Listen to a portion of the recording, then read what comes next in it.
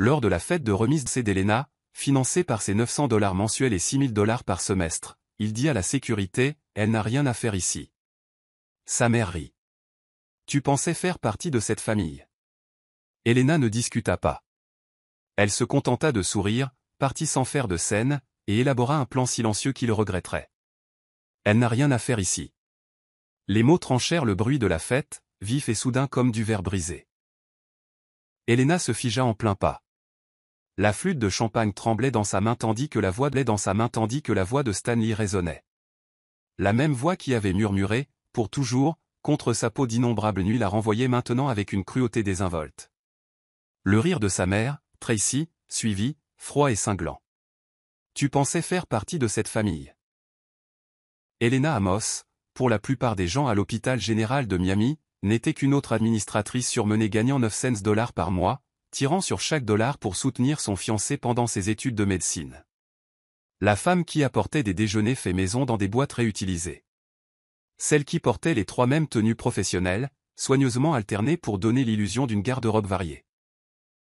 La petite amie désireuse de plaire qui parvenait irgendouille à transférer $6000 chaque semestre pour couvrir les frais de scolarité de Stanley. Ce que personne ne savait, ce qu'Elena avait méticuleusement caché pendant 3 ans, c'est qu'elle était en réalité la fille unique de Franklin Amos, dont les propriétés Amos dominaient la ligne d'horizon de Miami.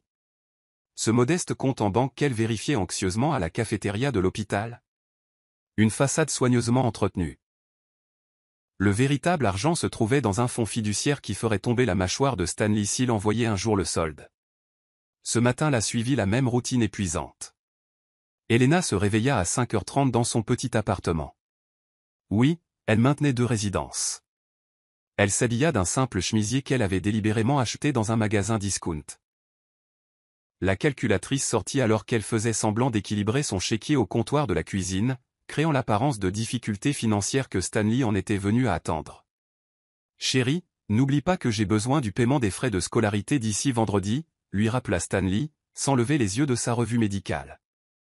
Il se prélassait sur son canapé usé, sa montre de marque, qu'il prétendait être une réplique, attrapant la lumière du matin. « Je m'en occupe. » répondit Elena, comme toujours. Il l'embrassa distraitement sur le front avant de partir. « Tu es la meilleure. Je ne sais pas ce que je ferais sans toi. » Moi non plus, Stanley. Moi non plus. À cette heure, Elena était à son bureau dans le service administratif de l'hôpital, traitant les demandes de facturation médicale. Un travail pour lequel elle était en fait surqualifiée avec son MBA de Wharton. Mais c'était la couverture parfaite. Personne ne se demandait pourquoi la fille du patron prendrait un poste mal payé à l'hôpital, car personne ne savait quelle était la fille du patron. Au déjeuner, elle sortit pour prendre un autre type d'appel. L'investissement de Singapour est en hausse de 12%, informa Elena à son père, parlant doucement pour garantir la confidentialité. Nous devrions bouger sur la propriété près de Bréau avant la fin du trimestre. Elena, cette mascarade a assez duré. Soupira Franklin, sa voix traduisant le mélange familier d'inquiétude et de frustration. Tu gères des millions en immobilier tout en prétendant à peine pouvoir payer ton loyer. Pourquoi?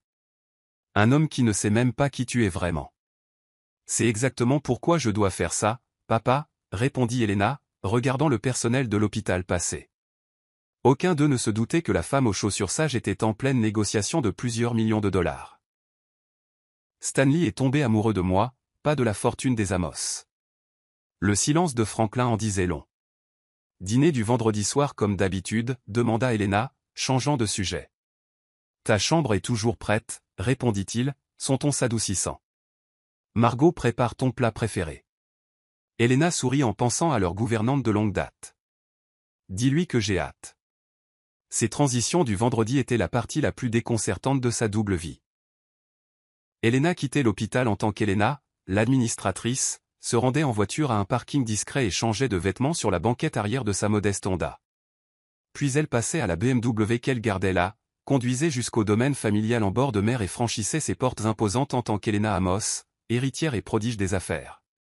Vendredi dernier, elle arriva pour trouver Franklin dans son bureau en train d'examiner des évaluations immobilières.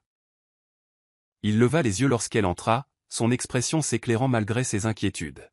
« Voilà ma fille. » Il l'embrassa, puis la tint à bout de bras. Tu as l'air fatiguée, Elena. Double service, expliqua-t-elle en s'installant dans le fauteuil en cuir en face de lui. Tout ce secret. Ce n'est pas sain, dit-il en lui versant un verre de vin d'une bouteille qui coûtait plus que son prétendu salaire mensuel. Si cet homme t'aime vraiment. C'est ce que je dois découvrir. L'interrompit doucement Elena. L'amour bâti sur la richesse n'est pas du tout de l'amour. Tu me l'as appris après la mort de maman et la disparition des amis. La bague de fiançailles capta la lumière alors qu'elle attrapait son verre de vin. Elle était petite, un diamant d'un quart de carat sur une monture simple. Stanley l'avait offerte avec un grandiloquence dramatique, prétendant avoir économisé pendant des mois. Elena la chérissait plus que les bijoux de famille enfermés dans leur coffre-fort, croyant qu'elle représentait un véritable sacrifice. Ce qu'elle ne savait pas alors, c'est que Stanley s'était acheté une Rolex la même semaine. J'ai enfin fixé une date, annonça Elena à son père, changeant de sujet. Après la cérémonie de remise des diplômes de Stanley le mois prochain, lors de la fête, j'ai déjà acheté le pantouf surplombant le campus de l'hôpital. Je lui donnerai les clés là-bas. Lui montrer qui je suis vraiment. Les sourcils de Franklin se haussèrent. Et tu es certaine que c'est sage. 3 ans, papa. 3 ans à prouver qu'il m'aime pour moi, pas pour ce que mon nom de famille peut apporter. Une fois qu'il sera médecin, nos vies pourront fusionner correctement. Son père n'avait pas l'air convaincu, mais il respectait sa décision. La vérité qu'Elena ne pouvait s'avouer même à elle-même à l'époque, c'est que de minuscules doutes avaient commencé à se former. De petites incohérences dans les histoires de Stanley.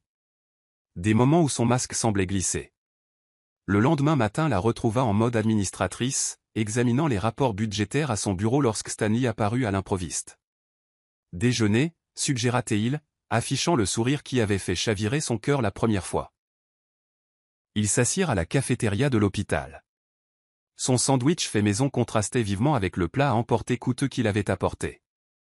Elena le regarda parler avec animation d'un diagnostic difficile, essayant d'ignorer la question lancinante. D'où venait l'argent pour ces fréquents repas à emporter? Alors qu'il prétendait avoir des dettes d'études écrasantes. J'ai hâte que nous puissions nous offrir de vraies vacances, dit-il en gesticulant avec sa fourchette. Fini ces contraintes budgétaires.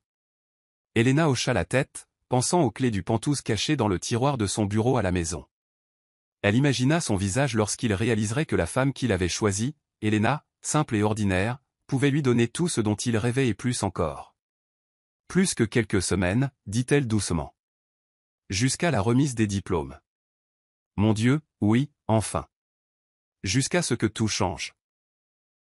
Ajouta-t-elle, ne sachant pas alors à quel point ces mots seraient prophétiques. Ce soir-là, Elena s'éclipsa tôt, se rendant en voiture au pantouf qu'elle avait acheté près de l'hôpital. La surprise de remise des diplômes qui représentait la fusion de ces deux vies. Debout dans cet espace vide avec ses baies vitrées donnant sur Miami, elle se permit d'imaginer leur avenir là-bas. La maison qu'il construirait une fois la comédie terminée. Une fois qu'il connaîtrait la vraie elle.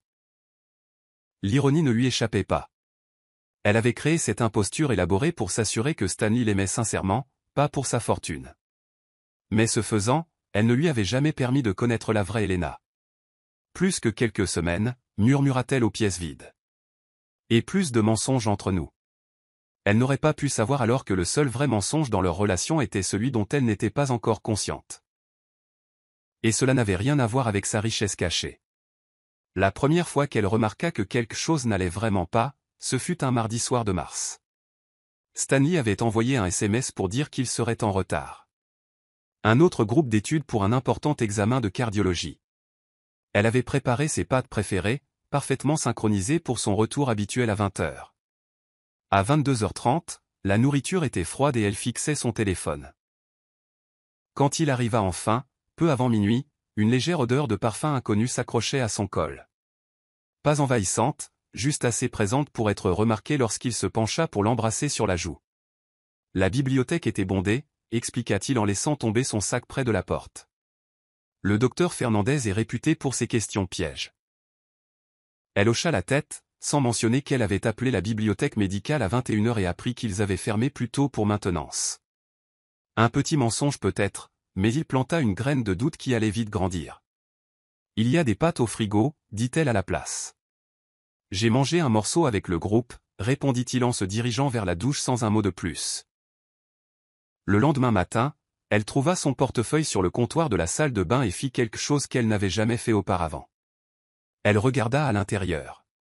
Derrière sa carte d'étudiant se trouvait un reçu de Martino's, un restaurant de grillade haut de gamme du centre-ville, horodaté à 20h27, $157 pour 2 personnes.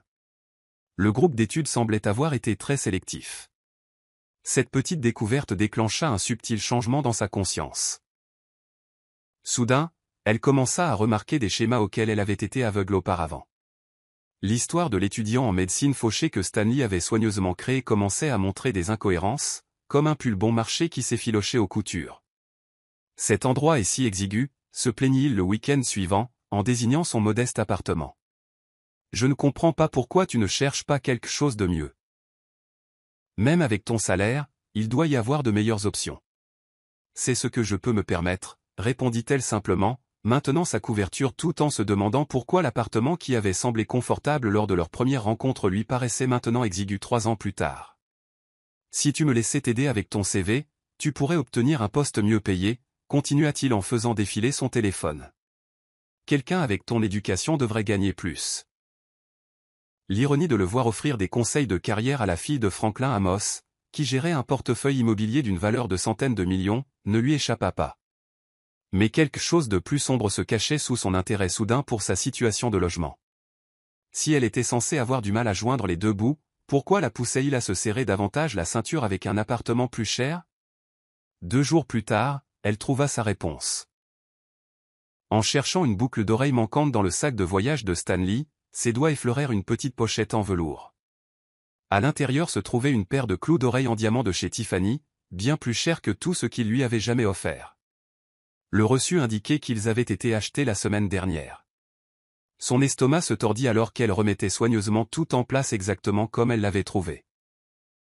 Les boucles d'oreilles n'étaient pas pour elle. C'était évident. Mais pour qui étaient-elles? Et comment pouvait-il se permettre un tel luxe alors qu'elle était censée payer ses frais de scolarité? Elle ne dit rien, mais commença à prêter une attention plus soutenue à leurs finances. Stanley avait toujours été vague sur ses prêts étudiants et les contributions familiales. Maintenant, elle suivait discrètement chaque dollar qu'elle lui donnait par rapport à ses dépenses réelles. Les chiffres ne collaient pas. Des milliers de dollars disparaissaient dans un vide inexpliqué. La fête de Noël de l'hôpital en décembre apporta le prochain signal d'alarme. Elle avait passé des semaines à se préparer, choisissant une robe assez jolie pour être appropriée, mais pas si chère qu'elle soulèverait des questions sur son budget inventé. Stanley avait été étrangement réticent à y assister, prétendant qu'il devait étudier. Mais il finit par accepter après qu'elle lui eut rappelé à quel point le réseautage serait important pour ses candidatures en résidence. Ils arrivèrent séparément. Elle avait travaillé tard, terminant les rapports de fin d'année. Lorsqu'elle entra dans la salle de bal, elle aperçut Stanley près du bar avec un groupe d'internes. En s'approchant, elle l'entendit en pleine conversation. « J'attends juste la bonne opportunité après la remise des diplômes. Ma colocataire travaille dans l'administration ici. En fait, la voilà. Colocataire. Pas fiancée. Pas petite amie. Colocataire. » Il la remarqua, et son expression changea un instant avant qu'il ne se reprenne. « Elena, je parlais justement de toi, dit-il rapidement. Ma fiancée. » Tout au long de la soirée, elle le surprit à jeter des regards nerveux vers l'entrée, vérifiant son téléphone à plusieurs reprises. Lorsqu'elle lui demanda qui il attendait, il rit trop fort et dit qu'il surveillait à distance les résultats d'analyse d'un patient. Plus tard dans la nuit, alors que Stanley était aux toilettes, son téléphone s'alluma sur le comptoir. Elle n'aurait pas dû regarder, mais quelque chose la poussa à le faire. L'aperçu du message brillait. « Tu me manques ce soir. J'ai hâte que tu aies fini de jouer au docteur avec l'avion. Sophia, hier soir c'était incroyable. Même heure ce week-end. » Quand Stanley revint, elle brandit son téléphone. « Tu as reçu un texto ?» Il l'attrapa rapidement, jeta un coup d'œil à l'écran, et son visage passa par une série de petites expressions avant de se figer sur l'agacement. « Spam » marmonna-t-il en supprimant le message. Ces escrocs deviennent de plus en plus personnels. Elle hocha la tête comme si elle le croyait. Mais quelque chose se brisa définitivement en elle cette nuit-là. Le parfum, les reçus, Les boucles d'oreilles, le commentaire sur la colocataire, et maintenant ce texto. Il formait un schéma qu'elle ne pouvait plus ignorer. Lors de leur prochain dîner du vendredi, son père remarqua sa distraction. « Tu as à peine touché à ta nourriture », observa Franklin alors qu'ils étaient assis dans son bureau par la suite. « Qu'est-ce qui ne va pas ?» Pour la première fois, elle partagea ses soupçons grandissants. À chaque exemple qu'elle lui racontait, son expression s'assombrissait. « Je sais que tu voulais faire ça à ta façon, » dit-il finalement. « Mais je pense qu'il est temps que nous sachions exactement qui est cet homme. Je dois régler ça moi-même. » Elena. Son ton était doux mais ferme.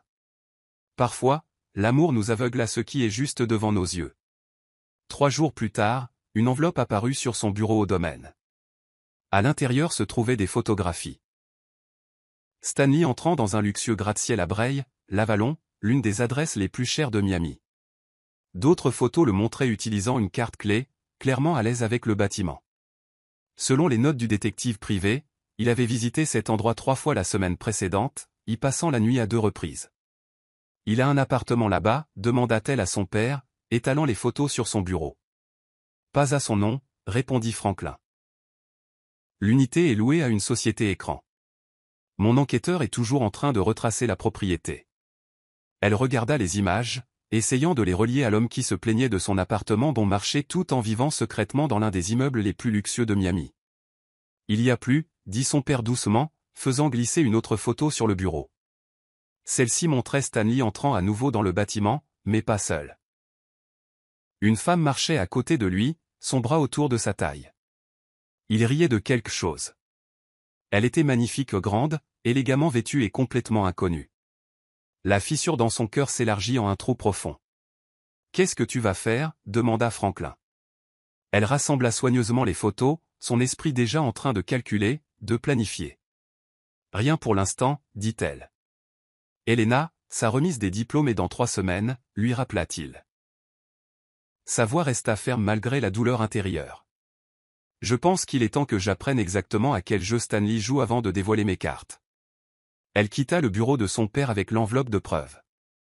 La vie qu'elle avait soigneusement construite s'effondrait sous ses pieds. La femme qu'elle avait prétendu être manquait de raison de continuer à faire semblant. Les photos restèrent dans le tiroir de son bureau pendant 3 jours tandis qu'elle se débattait avec elle-même sur ce qu'il fallait faire. Une partie d'elle voulait confronter Stanley immédiatement, lui jeter les preuves au visage et le regarder essayer de s'expliquer. Mais la partie intelligente d'elle, la femme d'affaires qui avait appris la patience de Franklin Mitchell lui-même, savait mieux. Elle avait besoin de toute la vérité avant d'agir. Son poste dans l'administration hospitalière lui donnait accès au système de planification. Elle se dit que c'était juste pour vérifier, pas pour espionner. Tard un soir, elle se connecta et consulta l'emploi du temps de Stanley. Ce qu'elle trouva lui tordit l'estomac. Chaque jeudi après-midi depuis 4 mois, Stanley avait bloqué 1 heure pour un rendez-vous patient récurrent. Une femme nommée Vanessa Reeves. Le premier signal d'alarme fut le lieu. Pas la clinique générale où les internes voyaient habituellement les patients, mais une salle de consultation privée dans l'L.A. Le second fut l'absence de notes dans le dossier de Vanessa. Étrange pour une patiente récurrente. Les réseaux sociaux complétèrent rapidement le reste. Vanessa Reeves, représentante pharmaceutique. Son profil était rempli de photos de fêtes à Miami. Et là, enfouie dans une publication d'il y a 2 semaines, se trouvait une photo prise sur un bar en terrasse. Stanley n'était pas identifié, mais elle reconnut sa montre, sa main posée sur le bas du dos de Vanessa au bord du cadre. Ses mains tremblaient alors qu'elle fermait l'ordinateur portable. Ce n'était pas ce le de la tromperie prudente dont il l'avait fait, en utilisant le temps et l'espace de l'hôpital, signifiait que c'était quelque chose de pire. Le lendemain matin, elle prit sa décision. Si elle voulait comprendre ce qui se passait, elle devait parler à quelqu'un qui avait vécu quelque chose de similaire. Quelqu'un qui connaissait Stanley avant elle. Trouver Rose Sullivan ne fut pas difficile. Elle avait été transférée à Baptiste Health il y a 2 ans, à peu près au moment où Elena et Stanley avaient commencé à se fréquenter. Elena lui envoya un simple email demandant une réunion sur la coordination du personnel entre les hôpitaux. Ce n'était qu'une couverture. Elles se rencontrèrent dans un petit café entre leurs hôpitaux. Rose avait l'air professionnelle mais prudente. Ses cheveux roux étaient tirés en une queue de cheval soignée. Elle reconnut Elena immédiatement. « Vous êtes la fiancée de Stanley », dit-elle avant qu'Elena ne puisse parler. « J'ai vu votre photo sur son bureau. » Elena hocha la tête, soudainement incertaine de ce qu'il fallait dire. « Je suis désolée pour le mensonge concernant le personnel, » dit-elle. Rose l'étudia une seconde, puis soupira. « Qu'est-ce qu'il a fait ?» La question la surprit. « Je pense qu'il voit quelqu'un d'autre. Peut-être plus d'une. Et vous voulez savoir si c'est une habitude ?» Termina Rose en faisant signe pour un café. « Combien le soutenez-vous financièrement ?» La question frappa Elena comme un coup de poing. « Que voulez-vous dire ?»« Frais de scolarité, loyer, frais de subsistance. » Rose n'était pas méchante, juste honnête. « Pour moi, c'était environ 30 000 $ sur 18 mois. J'ai pris des gardes supplémentaires, j'ai utilisé mes cartes de crédit au maximum. Il disait que nous investissions dans notre avenir. » La gorge d'Elena se serra. « Pourquoi avez-vous été transféré d'hôpital ?» demanda-t-elle. « Parce qu'après que je l'ai surpris avec quelqu'un d'autre, une étudiante en pharmacie nommée Gladys, il m'a rendu la vie impossible. Il a dit à tout le monde que j'étais instable, que je le harcelais après une courte aventure. » Les mains de Rose étaient serrées fermement autour de sa tasse. C'était plus facile de repartir à zéro que de combattre les rumeurs. Est-ce qu'il... Elena hésita. Est-ce qu'il demandait des montants spécifiques, des paiements réguliers? Rose la regarda fixement. 6 000 $ par semestre pour les frais de scolarité, plus les urgences. Comment le saviez-vous? Le même montant. Ce ne pouvait pas être une coïncidence. Juste une supposition, dit Elena. Rose se pencha en avant. Écoutez, Elena. Stanley n'est pas seulement un tricheur, c'est un planificateur. Après notre rupture, j'ai trouvé des notes qu'il gardait sur moi. Combien je gagnais, mon calendrier de promotion, même les finances de mes parents. Comme si j'étais un investissement qu'il recherchait. Le cœur d'Elena s'emballa. Savez-vous comment joindre Gladys? Elle travaille pour Meridian Pharmaceuticals maintenant, dit Rose en sortant son téléphone. Nous nous parlons encore, une sorte de groupe de survivantes à deux. Elle sourit tristement. 3, maintenant, en vous comptant. Gladys accepta de la rencontrer le même après-midi. Elle arriva l'air forte, comme quelqu'un qui avait affronté la douleur et en était sortie plus forte. Son tailleur était impeccable, sa démarche assurée, ses yeux bienveillants. J'ai financé son cours de préparation au MSAT, dit-elle en sirotant un thé glacé. J'ai payé ses demandes d'admission en médecine. J'ai couvert le loyer pendant qu'il étudiait. Puis, de nulle part, il a dit que je ne soutenais pas assez ses rêves. 2 semaines plus tard, il était avec Rose. Dit Gladys en la regardant.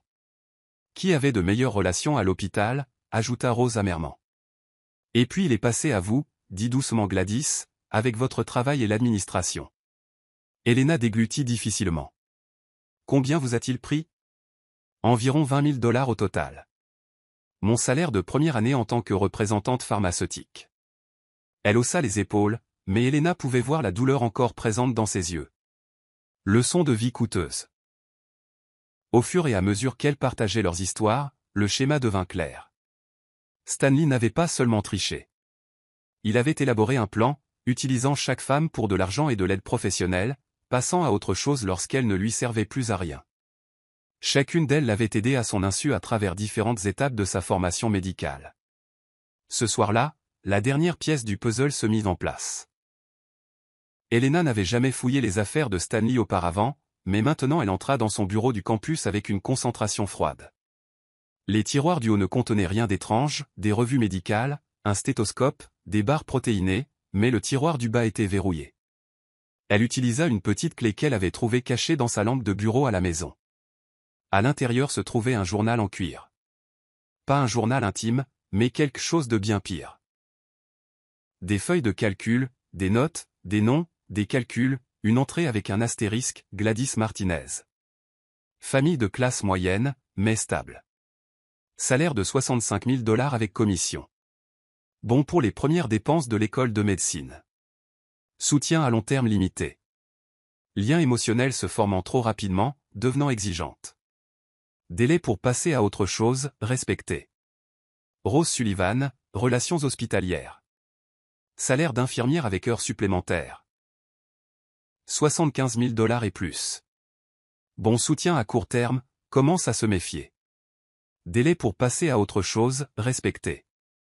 Elena Amos, poste administratif avec potentiel de croissance. Pas de richesse familiale visible, mais très responsable avec l'argent. Digne de confiance, ne remet pas en question le soutien. Parfaite pour la phase de résidence. Calendrier, 80% achevé. Ses doigts tremblaient alors qu'elle tournait vers la dernière entrée. Vanessa Reeves, famille connectée au conseil médical de Brickell. Père au conseil d'administration de Miami Central. Revenu de 90 000 $ et plus avec bonus. Richesse familiale significative. A déjà accès à un appartement. Calendrier de transition prêt. En attente de la confirmation de la résidence. La dernière page comportait un tableau. Un véritable relevé d'investissement sur les femmes. Argent pris, temps passé, retour sur investissement. Elena était répertoriée comme l'investissement principal. Plus de 140 000 $ en 3 ans. Sous son nom se trouvait une note qui lui glaça le sang. Stratégie de fiançailles fonctionnant parfaitement. Aucun soupçon. Restera jusqu'à ce que la résidence soit confirmée grâce à ses relations hospitalières. Puis passage à Vanessa après la remise des diplômes. Elle prit des photos de chaque page. Ses yeux étaient pleins de larmes. Elle refusa de pleurer. Ce n'était pas seulement de la tromperie. C'était froid, planifié, comme quelque chose qu'un prédateur ferait. Lorsqu'elle referma le journal et verrouilla le tiroir, elle sut que quelque chose avait changé en elle. La blessure était toujours là, mais elle était maintenant recouverte d'un sentiment de détermination froid et clair. Il ne s'agissait pas de sauver sa relation. Il ne s'agissait même pas vraiment de vengeance. Il s'agissait de justice. En rentrant chez elle en voiture, Elena appela Rose et Gladys, leur demandant de se revoir. « Apportez les relevés financiers, dit-elle. Tout ce que vous pouvez trouver sur ce que vous lui avez donné. »« Qu'est-ce que tu prévois » demanda Gladys. « Quelque chose d'approprié, » répondit-elle, son esprit calculant déjà l'architecture précise de la chute de Stanley. Il avait investi dans son avenir à travers elle. Elle pensait qu'il était temps que son portefeuille s'effondre. Pendant les 2 semaines précédant la remise des diplômes de Stanley, elle vécut une étrange double vie au sein de son existence déjà divisée. Le jour, elle continuait de jouer le rôle de la fiancée dévouée, souriant lors des discussions sur leur avenir, tout en coordonnant secrètement avec Rose et Gladys pour documenter chaque dollar que Stanley leur avait pris. La nuit, elle prenait des dispositions pour ce qu'elle croyait encore être le moment où ces deux mondes se rejoindraient enfin. La célébration de la remise des diplômes de Stanley. L'Océan Terrace Hotel, l'un des établissements balnéaires les plus exclusifs de Miami, n'était pas le genre d'endroit qu'une administratrice d'hôpital, gagnant 900 $ par mois, pouvait se permettre. Elle dit à Stanley que c'était financé par une collecte spéciale parmi le personnel de l'hôpital et ses camarades diplômés, une histoire crédible qu'il accepta sans poser de questions. Trop concentré sur son prochain moment de gloire pour remarquer l'impossibilité du calcul. En réalité, elle organisa tout par l'intermédiaire de 3 organisateurs d'événements différents, utilisant des sociétés écrans liées à sa fiducie, mais intraçables au nom des Amos. La salle de bal surplombant l'Atlantique coûtait plus cher pour une nuit que son prétendu salaire annuel. Chaque flûte de champagne en cristal et chaque centre de table en orchidée furent sélectionnés avec soin. Cette nuit devait tout changer. Elle voulait que ce soit parfait, bien que maintenant pour des raisons complètement différentes de celles qu'elle avait initialement prévues. L'ironie ne lui échappa pas alors qu'elle s'habillait pour la soirée, choisissant une simple robe bleue qui correspondait toujours à son histoire de style de vie modeste. Les clés du pantouse qu'elle avait prévu de donner à Stanley étaient toujours dans sa boîte à bijoux, maintenant remplacées dans sa pochette par des copies des entrées accablantes de son journal et un petit enregistreur numérique. Stanley et elle arrivèrent séparément. Il partit tôt pour le cortège des diplômés et elle vint plus tard pour la réception. Au moment où elle entra dans la salle de bal scintillante, elle sentit que quelque chose n'allait pas. Les conversations s'interrompirent à son passage. Les gens échangeaient des regards puis chuchotaient. Une femme qu'elle ne reconnaissait pas l'étudia avec amusement avant de se tourner pour chuchoter à son compagnon, provoquant des rires discrets. Stanley se tenait de l'autre côté de la pièce dans sa toge de diplômé, entouré d'admirateurs. Sa mère, Tracy, était à ses côtés. Elle était venue de Boston juste pour la cérémonie. C'était la première fois qu'Helena la rencontrait en personne, même si Stanley et elle étaient fiancés depuis 3 ans. Quand Stanley la vit, son sourire vacilla légèrement avant de revenir. Il fit un signe de la main, mais ne bougea pas pour la présenter au groupe qui l'entourait. Pendant 30 minutes, elle se promena dans la fête qu'elle avait organisée et payée, engageant des conversations polies tout en regardant Stanley et Tracy se déplacer dans la pièce d'une manière qu'il évitait toujours. Chaque fois qu'elle s'approchait, il passait à un autre groupe. « Vous devez être Helena » dit une voix derrière elle. Elle se retourna et vit Tracy Gregg, la mère de Stanley, la regardant avec un intérêt froid. De près, Helena pouvait voir d'où Stanley tenait son charme et sa capacité à cacher ses véritables pensées derrière une apparence agréable. « Madame Gregg, je suis si heureuse de vous rencontrer enfin » dit Helena en lui tendant la main. Tracy la prit un instant, sa poigne faible et froide. « Stanley me dit que vous travaillez au service de facturation ou quelque chose comme ça. »« Administration hospitalière » corrigea doucement Helena. « Comme c'est gentil. » Le ton de Tracy indiquait clairement qu'elle ne le pensait pas. « J'admire toujours les gens qui se contentent de modestes réalisations. » Avant qu'Helena ne puisse répondre, Tracy regarda par-dessus son épaule et sourit soudainement vivement. « Oh, je dois absolument dire bonjour aux Henderson. Stanley a mentionné qu'il pourrait avoir une place dans leur cabinet. » Elle toucha le bras d'Helena de ses doigts froids. « Nous nous rattraperons convenablement plus tard, ma chère. » Puis elle disparut dans la foule, laissant Helena avec la forte impression d'avoir été jugée et trouvée insuffisante. Helena ne s'attendait pas à ce que Tracy soit chaleureuse, mais une telle aversion ouverte la surprit. Surtout que, selon leur histoire inventée, elle avait aidé à payer les études de Stanley. Au fur et à mesure que la soirée avançait, Stanley continuait de l'éviter, ne se tenant à ses côtés que pendant de courts instants, lorsque leur manque d'interaction serait devenu trop évident. Pendant l'un de ces courts moments, son téléphone vibra avec un message qui le fit froncer les sourcils. « Tout va bien » demanda-t-elle. « Juste un souci de patient » répondit-il avec aisance. « Rien d'urgent. » Elle savait qu'il mentait. Les internes ne géraient pas les problèmes des patients seuls, surtout pas le soir de la remise des diplômes. 10 minutes plus tard, il dit qu'il avait besoin d'aller aux toilettes pour la 3e fois de l'heure. Quelque chose lui dit de le suivre. Elle resta en retrait, gardant ses distances. Au lieu d'aller aux toilettes, Stanley se glissa dans un couloir de service qui menait à une petite terrasse surplombant l'océan. Tracy était déjà là, attendant. Helena se tenait juste à l'intérieur de la porte, cachée derrière un palmier décoratif. Leur voix était claire dans l'air nocturne. « Elle commence à remarquer que quelque chose ne va pas » disait Stanley. « Je dois être prudent ces dernières semaines. » Tracy ricana. « Je ne comprends pas pourquoi tu fais traîner ça. Cette fille est clairement en dessous de toi. Pas de relation familiale, un travail de base, même pas très joli. » Elle pense que nous allons nous marier au printemps prochain, dit Stanley. Je dois maintenir cette histoire. Jusqu'à ce que ma résidence soit confirmée. Son superviseur fait partie du comité de placement. Et Vanessa, demanda Tracy.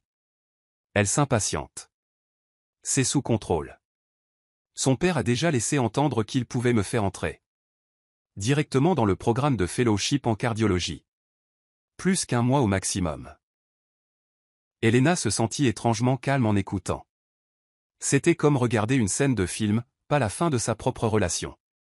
Son salaire n'est pas mirobolant, mais chaque dollar aide, continua Stanley. Une fois que je serai installé à Miami Central, je romprai avec elle. Je dirai que j'ai besoin de me concentrer sur ma carrière. Tracy rit.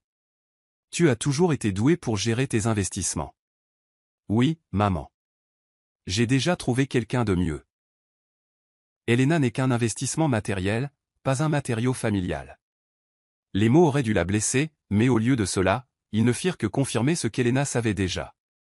Elle recula, ayant l'intention de partir avant qu'il ne rentre à l'intérieur, mais elle heurta un serveur. Son plateau de verre vide tomba. Et s'écrasa bruyamment sur la moquette. Stanley et Tracy se retournèrent vivement au bruit. Pendant un instant, personne ne parla. L'expression de panique sur le visage de Stanley valait presque les 3 années de mensonge. Elle redressa les épaules et marcha directement vers eux. Son cœur battait la chamade, mais son expression resta calme. Tracy se reprit la première, son visage se transformant rapidement en un masque poli. « Helena, ma chérie, nous venions justement te chercher, dit-elle en mentant avec aisance. Elle regarda Stanley. Son expression passa rapidement du choc au calcul, puis à l'inquiétude. « Combien as-tu entendu » demanda-t-il finalement. « Assez. » Elle fit un autre pas en avant, et quelque chose dans son visage dut effrayer Stanley. Il regarda autour de lui et vit un agent de sécurité qui passait par là. D'un petit signe de la main, il appela l'agent. « Y a-t-il un problème ici, monsieur » demanda l'agent. Stanley changea complètement. La panique avait disparu. Il ressemblait maintenant à un jeune médecin confiant, plein d'autorité. « Oui, dit-il calmement. Elle n'a rien à faire ici. Pourriez-vous s'il vous plaît la raccompagner à la sortie » L'agent parut confus, jetant un coup d'œil entre eux. « Monsieur. » Tracy rit alors. Cela ressemblait à du verre brisé. « Tu pensais faire partie de cette famille. » « Oh, ma chérie. » D'autres invités commencèrent à regarder. Ils fixaient, curieux, certains éprouvant de la pitié pour elle, d'autres simplement amusés par le drame. À ce moment de honte publique, avec 3 années de mensonges dévoilés. Sous les lustres brillants d'une fête qu'elle avait secrètement payée, Helena prit une décision qui allait tout changer. Elle ne pleura pas. Elle ne cria pas, elle n'exposa pas le plan de Stanley. Ni ne révéla qui elle était vraiment. Elle sourit. Avec des mains calmes, elle retira la petite bague de fiançailles de son doigt. Stanley avait dit qu'elle lui avait coûté toutes ses économies, mais maintenant elle savait qu'elle avait probablement été achetée avec l'argent d'une autre femme. Elle tint la bague à la lumière un instant, puis la laissa tomber avec un léger bruit. Dans le verre de champagne de Stanley. « Félicitations pour votre diplôme, Dr. Gregg, dit-elle d'une voix égale. Je vous souhaite exactement l'avenir que vous méritez. » Puis elle se retourna et sortit, la tête haute, ses pas assurés, ignorant les chuchotements qui la suivirent à travers la pièce. Pas une seule larme ne coula jusqu'à ce qu'elle soit seule dans sa voiture. Quand la portière se referma, l'isolant du monde, ce n'est qu'alors qu'elle s'accorda un moment de profond chagrin pour la relation qu'elle avait cru réelle. Un moment pour pleurer l'amour qui n'avait jamais existé. Puis elle essuya ses larmes, démarra le moteur, et commença à réfléchir à la manière de démolir l'avenir soigneusement planifié de Stanley Gregg. Elle ne se rendit pas à son petit appartement cette nuit-là. Il n'y avait plus de raison de faire semblant. Au lieu de cela, elle conduisit directement vers le grand immeuble. Près de l'eau où sa vraie maison l'attendait. Un penthouse avec vue sur la baie de Biscayne. Elle l'avait acheté 3 ans plus tôt, mais l'avait à peine utilisé, le gardant comme lieu de rencontre. Pour des contacts professionnels qui ne devaient pas savoir. Pour sa double vie. Les yeux du portier s'écarquillèrent légèrement. Lorsqu'elle sortit de sa modeste Honda. Au lieu de la voiture de ville habituelle. « Bonsoir, mademoiselle Amos. Ça fait un moment. »« Bonjour, Larry. Je vais m'installer ici à plein temps maintenant. »« Très bien, madame. Dois-je apporter vos affaires de la voiture ?» Elle secoua la tête. « Il n'y a plus rien là-dedans dont j'ai besoin. » L'ascenseur privé la mena au dernier étage. Quand les portes s'ouvrirent sur sa maison, la différence avec le minuscule appartement Stanley était choquante. D'immenses fenêtres offraient une vue sur la ligne d'horizon scintillante de Miami.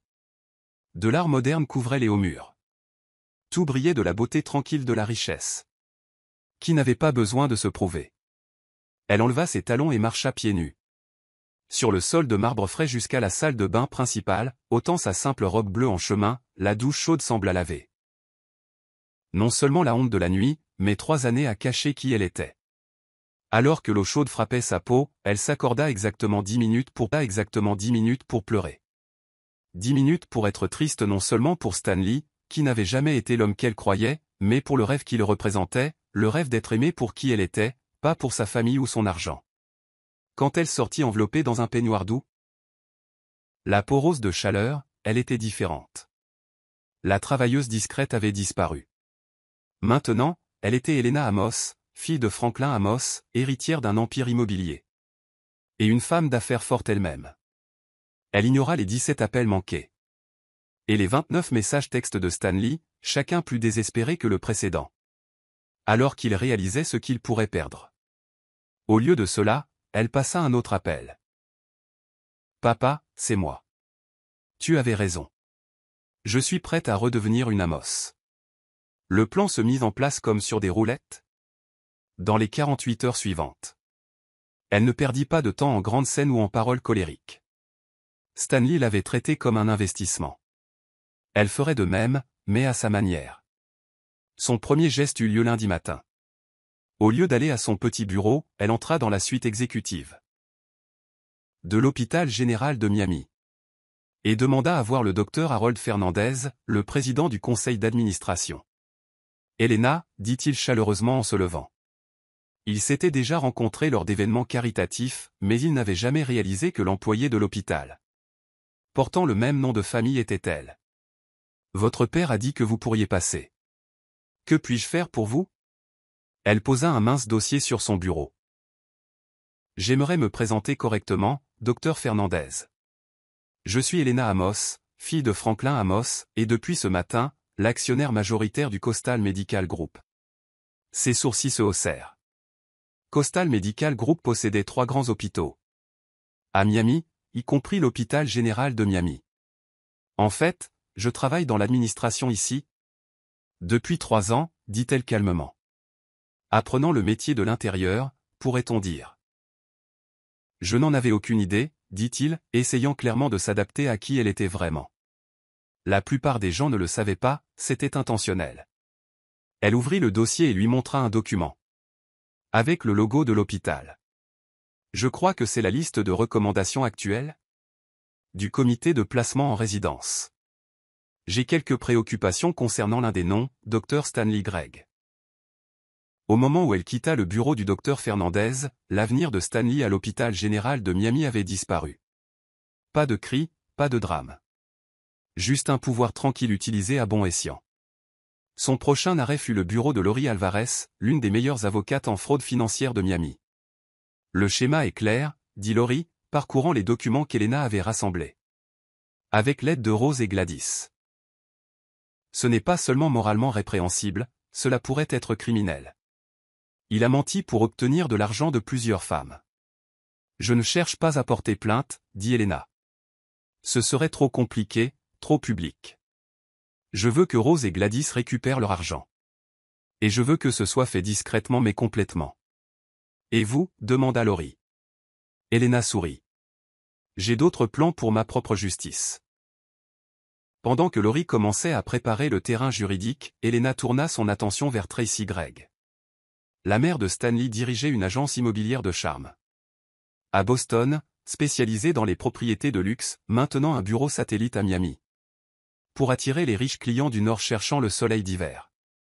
Son entreprise dépendait presque entièrement des recommandations des promoteurs et des gestionnaires immobiliers. Le même réseau qui formait le cœur de l'influence de Mitchell Property. Un coup de téléphone à son père suffit. Elle t'a humilié publiquement, dit Franklin d'un ton sombre. Après qu'elle eut expliqué la situation. Ce n'est pas quelque chose que nous oublions. Pas de geste spectaculaire, prévint-elle. Rien qui puisse être retracé jusqu'à nous, Elena. Je gère des situations commerciales délicates depuis avant ta naissance. D'ici le mois prochain à la même époque, Tracy Gregg se demandera pourquoi son téléphone a cessé de sonner. Les messages de plus en plus frénétiques de Stanley continuèrent tout au long de la semaine.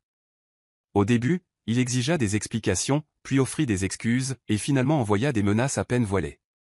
De lui faire regretter si elle nuisait à sa réputation auprès du docteur Fernandez. Elle conserva chaque communication sans répondre, les ajoutant au dossier croissant de Lori. Quand Larry, le portier, appela pour l'informer que Stanley était dans le hall et exigeait de la voir, elle rompit enfin son silence avec un unique texto. « Vous m'avez confondu avec quelqu'un. Qui se soucie encore de ce que vous avez à dire? Cette femme n'existe plus. » 3 mois passèrent dans un tourbillon d'actions prudentes et délibérées. Elle accepta le poste que son père lui avait longtemps réservé. Directrice financière de la Fondation Mitchell, qui se trouvait être le plus grand donateur privé À la Fondation médicale de Miami, Rose reçut un règlement. Pour ses pertes financières plus des dommages et intérêts, lui permettant d'effacer la dette qu'elle avait accumulée en soutenant Stanley. Le règlement de Gladys finança le lancement de sa propre société de conseil pharmaceutique. Tracy Gregg ferma discrètement son bureau de Miami. Après que sa liste de clients eut mystérieusement disparu. Le gala annuel de la Fondation médicale de Miami eut lieu au Ritz-Carlton. Par une parfaite soirée d'octobre. Elena arriva au bras de son père, portant une robe Valentino, qui coûtait plus que le salaire mensuel d'interne de Stanley n'aurait été s'il avait obtenu le poste sur lequel il comptait. Quand le docteur Fernandez la présenta à l'élite médicale réunie en tant qu'Elena Amos, leur nouvelle directrice financière de la fondation, et la visionnaire derrière le programme élargi de bourse de résidence, les chuchotements se répandirent dans la pièce comme une traînée de poudre. Et puis elle le vit, debout près du bar dans un smoking de location, son expression stupéfaite. Alors que les pièces du puzzle s'emboîtaient enfin. Stanley avait réussi à obtenir un poste de résident dans un petit hôpital communautaire du nord de Miami, le seul programme qu'il accepterait. Après ses recommandations mystérieusement retirées de l'hôpital général de Miami. Elle soutint son regard à travers la salle de bal bondée, ni souriante ni fronçant les sourcils, reconnaissant simplement sa présence. Avec le regard froid de quelqu'un évaluant un investissement raté. À cet instant, elle vit la compréhension poindre sur son visage, la réalisation écrasante. Que la femme qu'il avait rejetée, comme un simple investissement matériel, contrôlait maintenant non seulement son placement en résidence, mais aussi tout son avenir professionnel. Dans la communauté médicale de Miami. Elle leva légèrement son verre de champagne dans sa direction. Avant de se détourner pour saluer le chef de cardiologie, écartant ainsi Stanley de son attention. Le léger hoquet de Tracy Gregg, qui se tenait à proximité et assistait à l'échange, fut juste assez fort pour parvenir à ses oreilles. Elle n'a rien à faire ici, avait-il dit, comme il s'était trompé.